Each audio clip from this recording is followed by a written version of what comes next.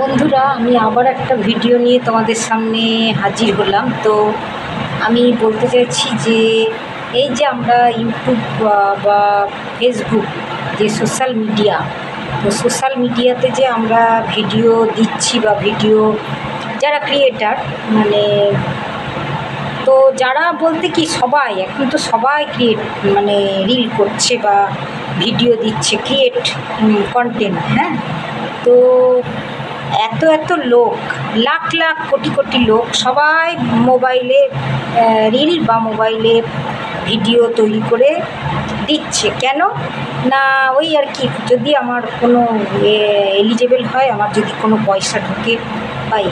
তো যারা এরকম মনোবৃত্তি নিয়ে ভিডিওটা করে বা ক্রিয়েট কন্টেন্ট করে, তো ভেবে নিও তারা কখনোই অত সোজা নয়।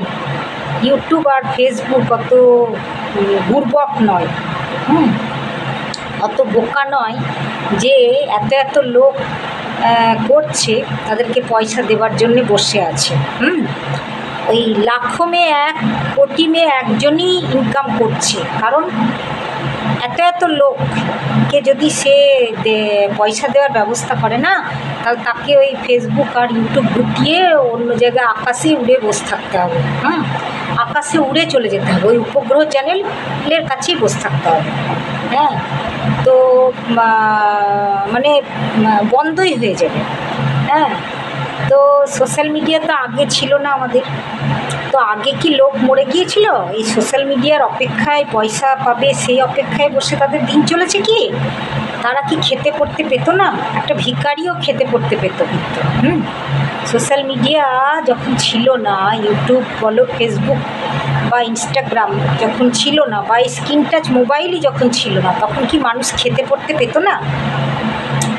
যে যেরকমভাবে জন্ম নিয়েছে, জীব দিয়েছেন যিনি, আহার দেবেন তিনি। হ্যাঁ, যে যেরকম জায়গায় জন্ম নিয়েছে সে সেই রকমভাবে কিন্তু খাবার খেয়েছে। হ্যাঁ, যে নোংরা জায়গায় জন্ম নিয়েছে আস্তাকুড়ের, সে আস্তাকুড়ের খাবার খেয়ে বেঁচেছে। যে ভালো জায়গায় সোনার চামচ নিয়ে জন্ম নিয়েছে, সে সোনার চামচ নিয়েই খাবার খেয়ে বেঁচেছে।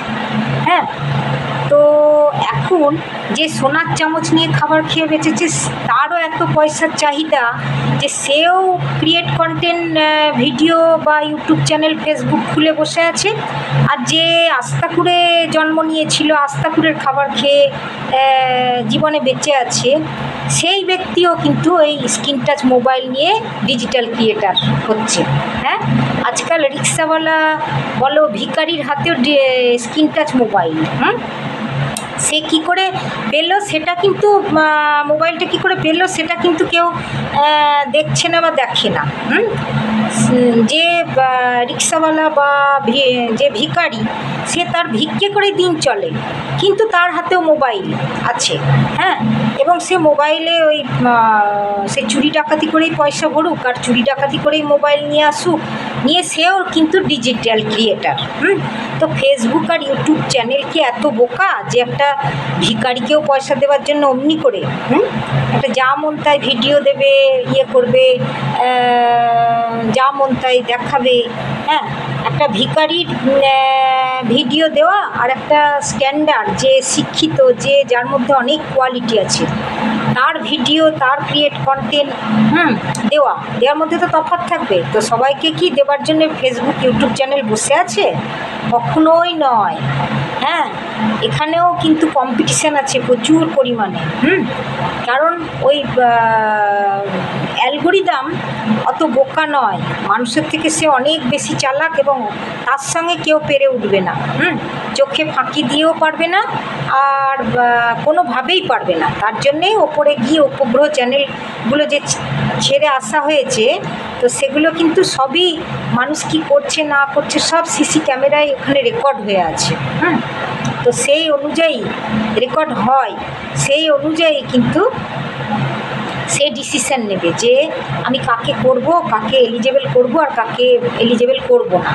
তাহলে সবাই এরকম হয়ে যেত। হ্যাঁ, আর একদিনে কেউ ওই ইয়েতে উঠে যায় না পর্বতের শিখরে।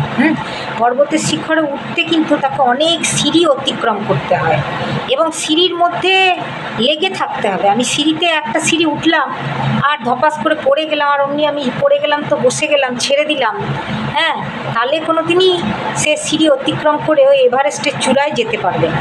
হ্যাঁ, তো সিঁড়িতে ওঠা অভ্যাস করতে হবে, যাওয়া আসা করতে হবে, অ্যাক্টিভ থাকতে হবে, তবেই সেটাও কিন্তু ইউটিউব চ্যানেল বা ফেসবুক চ্যানেল দেখে।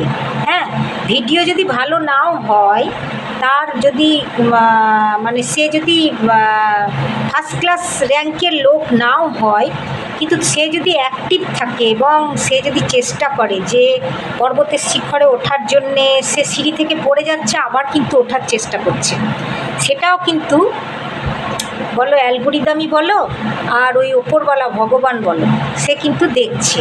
হ্যাঁ, যে কে কীরকমভাবে চেষ্টা করছে, কে কীরকমভাবে ফাঁকি দিয়ে উঠবার চেষ্টা করছে না সৎ পথে ওঠার চেষ্টা করছে, সেটাও কিন্তু তারা বসে আছে দেখার জন্য।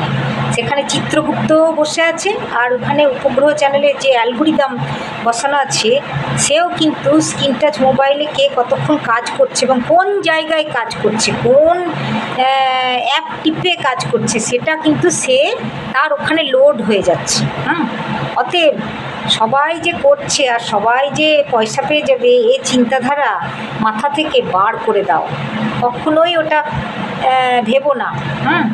যারা পয়সার ধান্দাবাজিতে ঘোরে আর করে, তারা মনে করে নেয় যে সবাই ডিজিটাল ক্রিয়েটার হয়ে গেছে, সবাই পয়সা ইনকাম করছে।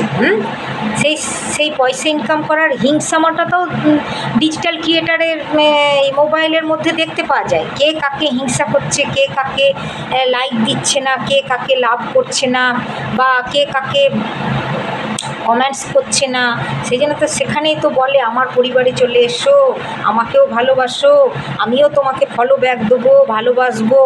এগুলো কি কথা? আমার কোয়ালিটি যদি থাকে, আপনি আমাকে লোকে একবার দেবে না, দুবার দেবে না, তিনবার দেবে না, চারবারের বার তাকে দিতেই হবে, কারণ সে তো ওইখানে দেখে নেবে যে আমি না দিলেও অন্য পাবলিকের কাছে সে লাভ লাইকের আওতায় পড়ে আছে, এত সে লাভ লাইক পেয়েছে, এত তাকে ভালো কমেন্টস দিয়েছে। তাহলে আমি যদি নাও দিই, তাহলে সে আমার দেওয়ার প্রত্যাশায় বসে নাই। তার বাইরের অনেক ফলোয়ার আছে, বাইরের অনেক জাজমেন্ট আছে, তারা দেওয়ার জন্যে সত্যি তার ভালো ভিডিও এবং সে ট্যালেন্টেড, হ্যাঁ, তাকে কাটা যায়নি বলে এত লোক তাকে কিন্তু লাভ লাইক বলো বা ভালো ভালো কমেন্টস বলো দিয়েছে। হ্যাঁ, সেই অনুযায়ী সেটা তো অ্যালগোরিদমেও তো লোড হবে। আর আজে বাজে লোক আজে বাজে ভিডিও দিয়ে দিল, আর অমনি যে যাকে ভালোবাসে তাকে লাভ লাইক দিয়ে দিল, সেটাও অ্যালগোরিদম দেখবে। যে এর কোনো কোয়ালিটি না, অথচ প্রচুর লাভ লাইক করেছে, তাহলে হয়ে যাবে? তাতেও হয় না, তাতেও হয় না। তাহলে সবাই ওইখানে এত ক্রিয়েট কন্টেন্ট আছে না, সবাই রোজগার করা আরম্ভ করে দিত। আর এই ক্রিয়েট কন্টেন্টের রোজগারটা কোথায়? বিদেশের ডলার হিসেবে আসে। তো বিদেশের লোক এত বোকা নয় যে আমি ঠিক ভালো ভিডিও আমার হলো না, আমার ভিডিও তে আমি ভালো ভালো একটা যে আমি অ্যাড দেব, সে অ্যাড আমার ভালো ভিডিও না হলে চললো না, আর আমি পয়সা দেওয়ার জন্য বসে থাকবো। হ্যাঁ, আমার দেশের লোক আমাকে পয়সা দিচ্ছে না, বিদেশের লোক আমার একটা যেমন তাই ভিডিও দেখে পয়সা দিয়ে দেবে? অত সোজা নয়। আমেরিকান থেকে আমাদের ডলারগুলো আসছে। হ্যাঁ, আর সেই ডলার দিতে তারা ওই যেমন তেমন ওই লোককে আজে বাজে ভিডিও দিয়ে ডলার দেওয়ার জন্য বসে নাই, কেউ পয়সা দেওয়ার জন্যে হাঁ করে বসে নাই পয়সা ছিটাবার জন্য। পয়সা রোজগার করতে গেলে না মাথার ঘাম পায়ে ফেলে অনেক কষ্ট করতে হয়, এমনি পয়সা রোজগার করা যায় না। ওই লাখো মেয়ে একজন হয়, সেটা কে হয়? ওই যেমন সিনেমা আর্টিস্টদের মধ্যে প্রচুর ট্যালেন্ট আছে, সেই ট্যালেন্ট অনুযায়ী তারাই একমাত্র মানে সব জায়গায় জিতে আসবে। হ্যাঁ, এবং জিতে এলেও তাদের মধ্যেও তো অনেকে যে দেখে যে এ ভালো হয়ে যাচ্ছে, তখন এই মোবাইলেই দেখতে পায় যে হ্যাকারে ওর পয়সা চুরি করে নিল। ভালো হয়েও তো শান্তি নাই, এ গ্রেডের হয়েও তো শান্তি নেয়। পয়সার অ্যাকাউন্ট যখন দেখবে যে প্রচুর পয়সা ঢুকছে বা এ তো সত্যি ট্যালেন্টেড, তখন তো তাকে ফাঁদে ফেলবার জন্যে, তার পয়সা চুরি করে নেবার জন্যে ব্যস্ত। ওটা দেশ দুনিয়াটাই তো নোংরামিতে আর চুরি ডাকাতিতে ভর্তি। তাহলে অত পয়সা রোজগার করার ব্যাপারটা না অত সোজা নয়। সব জায়গাতেই কারচুপি, পার্সিলিটি, হিংসামো, মস্তানি মারা, কার পয়সা চুরি করে নেবো, কার সঙ্গে ধান্দাবাজি করব, এই জিনিসটা প্রত্যেকটা জায়গাতে আছে। প্রত্যেকটা জায়গাতে।